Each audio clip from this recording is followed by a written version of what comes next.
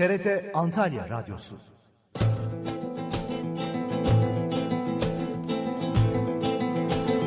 Köşe bucak Akdeniz.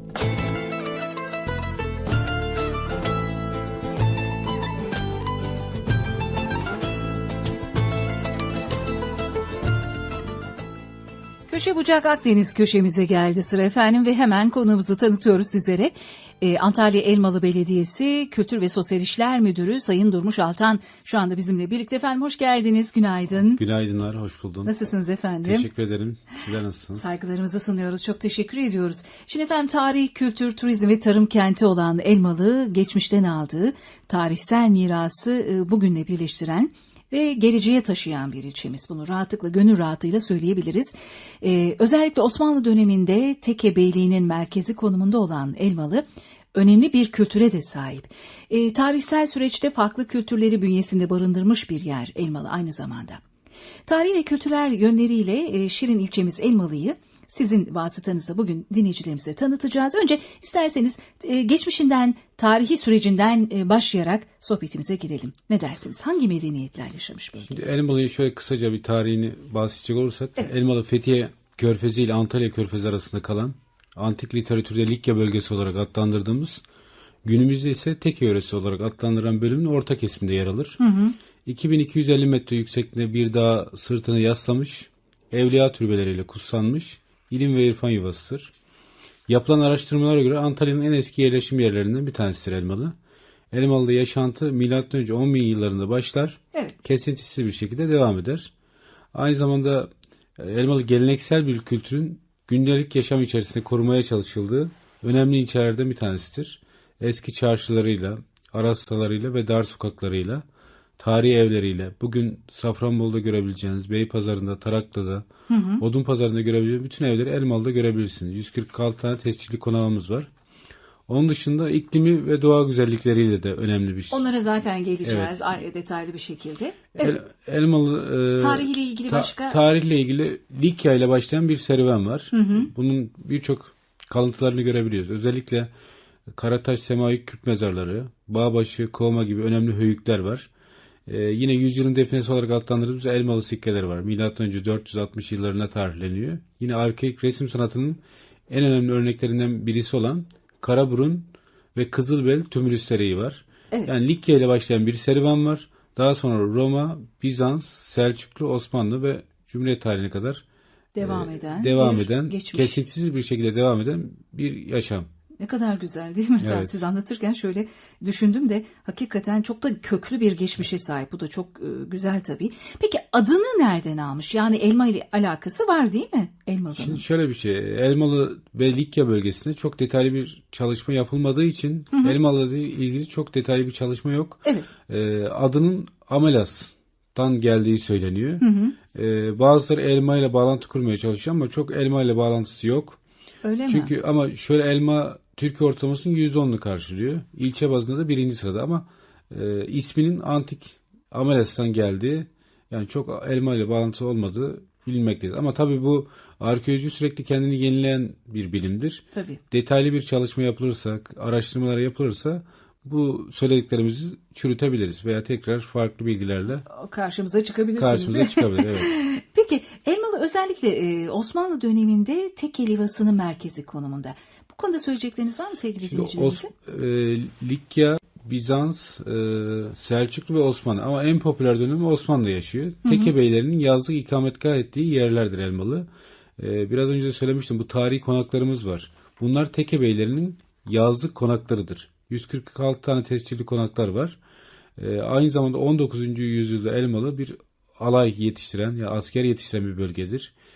Çeşitli yabancı ülkelerden ticarethanesidir aynı zamanda. Evet. Deri atölyelerinin, sülük atölyelerinin bulunduğu bir merkezdir. Evet. Esas popüler dönemi Osmanlı'da yaşıyor ve zaten bunun birçok örneğini görebilirsiniz şehre gelince.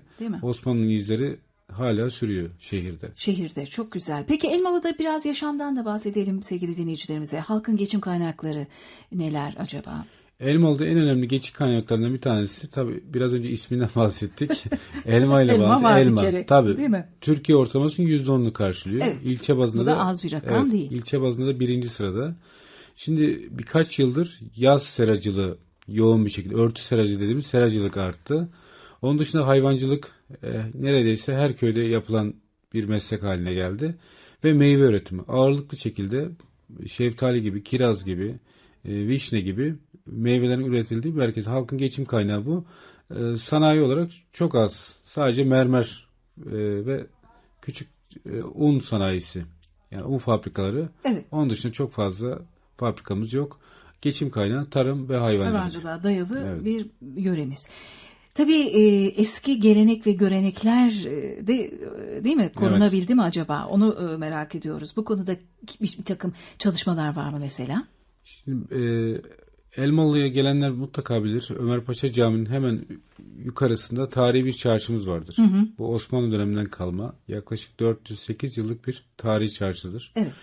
Burada yöresel ürünlerimiz var. Bunların yapıldığı özellikle leblebi gibi, çörek helva gibi, Ramazan helvası gibi çeşitli helvaların yapıldığı yer vardır. Bunun hemen üst kısmında da kalaycılar, demirciler, yorgancılar, bakırcılar çarşı dediğimiz alan vardır. Tabii günümüzün teknolojinin gelişmesiyle birlikte bu sanatlar yavaş yavaş değerini kaybetmeye Ne başlamış. yazık ki değil mi? Biz şimdi yaptığımız belediye olarak, Elmalı Belediyesi olarak yaptığımız projelerle bu eski çarşıları tekrar restore ediyoruz. Restore ettiğimizdeki buradaki amaç tekrar bu şeylerin, restore ettiğimiz dükkanların işlevsel hale getirebilmek. Bu en azından bu el sanatlarını gelecek nesillere ulaştırabilmek için çalışmalara başladık. 2 yıldır bunun mücadelesini veriyoruz. Köklü bir tarih olduğu için gerçekten de çok önemli sanat eserleri var. İnşallah bunu yakın zamanda tekrar gelecek nesillere aktarabilmek için uğraşıyoruz. Bu çalışmanızdan dolayı da sizi kutlamak isterim. Çünkü gerçekten unutulmaması lazım. Dediğiniz gibi gelecek nesillere aktarılması lazım. Pek çok ünlü yetiştiren bir yer Elmalı aynı zamanda.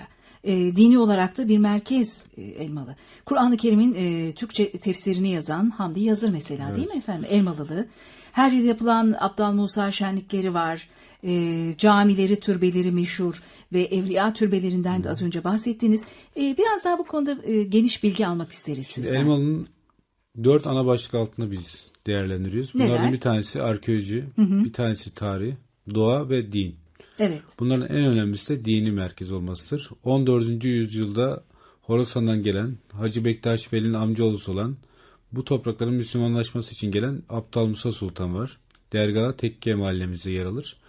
Onun dışında yine 15. yüzyılda Halveti tarikatının öncüsü, piri olan Vahbi Hazretleri'nin eğitim verdiği yerdir. Daha sonra Vahbi Hazretleri Eroğlu Nur'u yetiştirmiştir.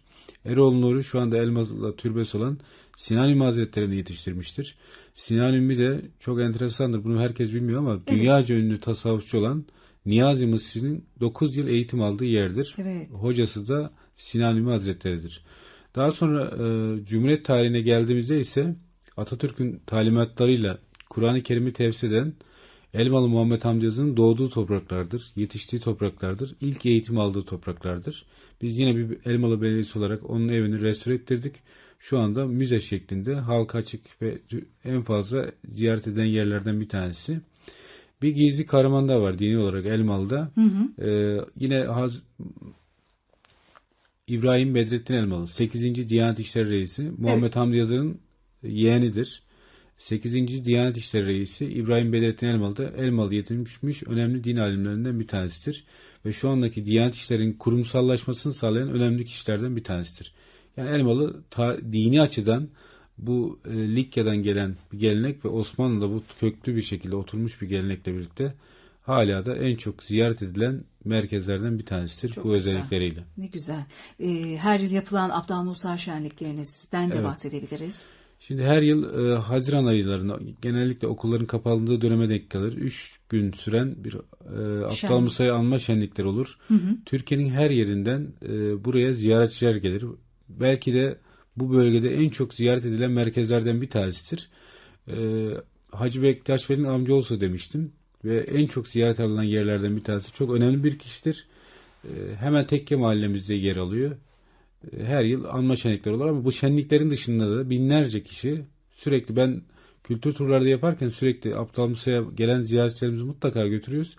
Ben bir iki otobüsten aşağı hiç Yolcu kişiyle karşılaşmadım yani. Sürekli dolu çünkü bir şekilde. çok özel birisi. Evet. Türkiye'nin çeşitli yerlerinden ziyaretlere geliyor.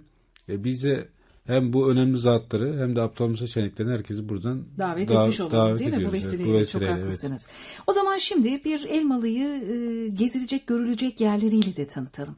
Yani ilk defa Elmalı'ya gelecek biri neler görecek, neleri görmesi lazım? Evet. O konuda da bir rehber olmanızı rica edelim. Eğer günübirlik bir gezi yapacaksa bizim sürekli düzenlediğimiz geziler var. İlk önce ben gelen misafirlerimizi Elmalı Arkeoloji Müzesi'ne davet ediyorum. Oradan başlansın. Çünkü Elmalı'nın tarihini oradan öğreniyoruz. Çünkü Karataş Semai Küp mezarları var. Milattan önce 3000 yılına tarihlenen Kızılbey mezarı var. Milattan önce 575. Karaburun mezarı var. Milattan önce 475. 100 yılın defnesi olarak adlandırdığımız Elmalı sikkeleri var. Yine o da 460 yıllarına tarihleniyor. Arı serenleri gibi çeşitli objeler Elmalı'da hiçbir müzede göremeyecekleri önemli arkeolojik eserler var. Buraya mutlaka gezmeleri gerekir. Evet. Daha sonra Akdeniz bölgesinin en büyük anıtsal camilerinden bir tanesi olan 408 yıldır ibadete açık olan Ketenci Ömer Paşa Camii ziyaret edilmeden gidilmez. Hemen karşısında Şadırvan'ın medresesi ve tarihi çarşısı mutlaka görülmeli. Yine hemen onun tarihi çarşıya yakın olan, şu anda sadece minaresi kalan, Selçuklu'nun bu topraklarındaki ilk eseri olan 765 yıllık bir kesik minare dediğimiz bir minaresi var. Hatta Evliya Çelebi'nin de bu camide namaz kılan, 2 rekat namaz kılan tüm dualar kabul olur dediği bir caminin minaresini, şu an sadece minaresi kaldı. Onu mutlaka görmeleri lazım. Bu tarihi konaklarımızı gösteriyoruz biz. 146 tane tescilli konaklarımız var. Bunun tamamını restore ettik. Elmalı Muhammed Hamdi Yazır'ın müzesini mutlaka görmeden gitmesinler. Evet. Çok özel bir müze. Özel eşyaların bulunduğu yer. Vahabi Hazretleri, Sinani Hazretleri, Abdal Musa ve Baltası Gedik gibi önemli zatlarımızla, dini büyüklerimizle mutlaka görmeleri gerekiyor. Bu günübirlik bir gezi için bir günlük yeterli. Yeterli. Tabii bunu açabilirsek anıt ağaçlarımız var. 3070 metre yüksekliğinde Kızlar Serisi diye bir zirvemiz var. Çığlıkara ormanlarımız var. Ağlan göllerimiz var. Yani bunu birkaç güne yayacak olurlarsa bu rota biraz daha genişleyecektir. Daha teferruatlı değil mi? Evet, ama günübirlik olarak bu bahsettiklerim. Peki konaklayabilecekleri yerler konusunda da söyleyebilecekleriniz var mı efendim? Elmalı'da şu an en büyük yaşadığımız sıkıntılardan bir tanesi konaklama. Öyle mi? 3 tane otelimiz var. Evet, tabii bu da yeterli değil galiba. Küçük çaplı oteller. Şu ana kadar yeterliydim. Fakat evet. Elmalı'da 4 yıldır çok ciddi bir çalışmalar var. Bu restorasyon çalışmaları ve tanıtım çalışmaları. Tabii. Artık talep fazla olmaya başladı. Bunlar yetersiz kalmaya başladı. Tabii. Bir de şöyle bir hedefimiz var. İlerleyen dönemlerde bu bahsettiğim tarihi konakları sadece restore etmekle bitmiyor. Bunların yaşatılması için burada bir yaşam haline dönüştürülmesi gerekiyor. Buna yönelik bir projemiz var. İnşallah ilerleyen dönemlerde ev pansiyonculuğu bu tarihi konaklarda gerçekleşecek. Zaten biz çok fazla büyük otel falan kimse istemiyor Elmalı'da. Çünkü tarihi dokusunu bozmayacak. Değil mi? O mistik havayı bozmayacak konaklama yerleri planlıyoruz. İnşallah da hizmete girer bu söyledikleriniz en kısa sürede. Peki Elmalı'da ne yenir ne içilir onu da bir soralım. Elmalı'ya gelen biri yöresel olarak yiyebilecekleri var mutlaka değil mi? Neleri ünlü mesela? Elmalı ayrı zamanda gastronomi turizmi açısından en önemli merkezlerden çok bir tanesi. Güzel. Çok güzel. Birçok yöresel ürünümüz var. 30'un üzerinde ürünümüz var. Özellikle yeni gün plana çıkardığımız söyle peynirimiz var. Bu %100 doğal, antik kuyularda olan bir peynir. Onun dışında tarihi çarşımızda yer alan leblebimiz ne kadar Elmalı'da olduğu bilinmese de aslında Osmanlı'dan itibaren Elmalı'nın leblebisi meşhur. Meşhur değil mi? Biraz çörek helva, Ramazan helvamız, Ramazanlarda çıkan özel helvalar. Onun dışında Elmalı'nın arabaşı çorbası, kırmızı sulu et en meşhurdur. Bütün cenazelerde ve düğünlerde yapılan yöresel yemeğimizdir. Kabak dolması yine Elmalı'ya has bir şeydir. Biri. Farklı formda yapılan keşkeğimiz vardır. Her yerde yapılıyor ama Elmalı'da biraz daha farklı yapılır. Onların dışında da birçok sayamadığım yöresel tatlar var. Dediğim gibi Elmalı'nın asıl önemli özelliği gastronomi turizmidir. Burada belki aklıma gelmeyen 30-40 tane fazla üründen de bahsedebiliriz evet. Değil mi? Bunları belki orada yaşamalarını istiyorum. Yani. Merak edip değil mi? Merak edip gelsinler. Evet, kendileri yorum yapsınlar. Peki bir de seren balınız var sanırım, değil mi? Üretim Evet. hala yapılıyor. Şimdi Seren gerçekten apayrı bir proje. Biraz önce bahsettiğim Karatası Semai küp mezarların üzerinde betimlemeler var. Bu milattan önce 3000 yıla tarihleniyor. Söyle mahallemizde serenler bulduk. Bu normalde 70-80 taneymiş fakat o çok korunamamış. 2014 yılında bunları koruma altına aldık. 15'in üzerinde bir seren var. Bunların 6 metre yüksekliği, 2 metre genişliği var. Tamamen kuru duvar tekniğiyle yapılmış. Bu serenlerden, Likya layıklarından esinlenerek yapılmış bu serenlerden bal üretmeye hedefliyoruz. 2 yıldır deneme üretimi yapıyoruz. Şu anda ciddi bir yol kat ettik. İnşallah bu projemize gerçekleştiği anda iklimlerin de elverişli gitmesiyle birlikte 5000 yıllık kültür yeniden doğacak. 5000 yıllık kültürden %100 doğal seren balı yiyeceğiz hep beraber. İnşallah, inşallah bunu duymak da çok sevindirici tabii. Şimdi bir de efendim bu kadar da değil, bir güreş kültürünüz de var ki hatta tarihi Kırkpınar yağlı güreşlerinden öncesine dayanan bir güreş kültüründen bahsedebiliriz. Yörede yaşayan insanlara da yansımış bu kültür, değil mi efendim? Evet. Şimdi Baş pehlivanlar çıkıyor sürekli. Elmalı'nın çok gurur verici. her konu başlığı en özel diyoruz ama gerçekten güreş de çok özel. Çünkü Türk'ün ilk er meydanı diyoruz biz. Sloganımız bu. Bu yıl 666.sını yapacağız. Türkiye'nin en eski güreş organizasyonu. Tarihi Kırkpınar'dan 9 yıl eski bir organizasyon. Bunu biz her yıl çıtayı artırmaya çalışıyoruz. Güreş eğitim merkezimiz var. Burada sporcularımız yetişiyor. Ve birçok baş pehlivanın yetiştiği merkezlerden bir tanesi. Atasporumuzun ilk kurulduğu ve şu an en eski tarihi olan merkezlerden bir tanesi. Sloganımızda biraz önce söylediğim gibi Türk'ün ilk er meydanı Elmalı. Tarihi Elmalı Yağlı Pehlivan güreşleri. Onu da 7, 8, 9 Eylül'de yapacağız. Buradan izleyicilerimizi şimdiden biz haberdar edelim, değil mi? Evet, tarihe tanıklık olmaları için bu güreşe davet ediyorum. Şimdiden. Tabii ki Elmalı'ya ciddi katkıları da var bu tür organizasyonların, değil mi efendim? Tabii. Zaten bazı kişilerin en çok ilgi alanı güreş. Herkes Türkiye'de Elmalı güreşlerini bekler. Kırkpınar ve Elmalı güreşlerini bekler. Zaten en çok zevk aldıkları güreşlerden ve en uzun süren güreş organizasyonundan bir tanesidir. Çok teşekkür ediyoruz geldiğiniz için. Elmalı'yı birçok yönden tanıttınız sevgili dinleyicilerimize. Saygılarımızı sunuyoruz. Tekrar size kolaylıklar dileyerek sizi uğurlamak ben istiyoruz. Teşekkür ediyorum bu stüdyoda bizi ağırladığınız için. Her zaman bekleriz. İzleyenlerimizi Elmalı'ya bekliyorsunuz, değil mi? Çok teşekkür ediyoruz. Saygılarımızla kolay gelsin efendim. Evet, Elmalı Belediyesi Kültür ve Sosyal İşler Müdürü Sayın Durmuş